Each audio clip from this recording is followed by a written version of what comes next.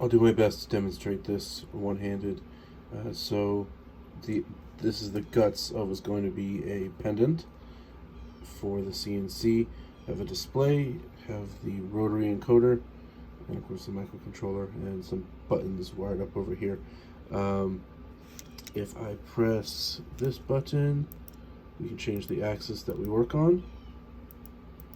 This is the rate.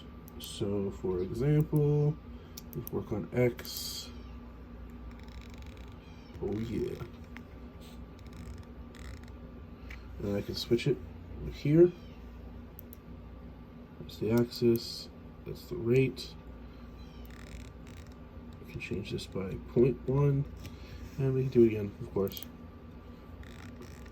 And it's working. I have to design the rest.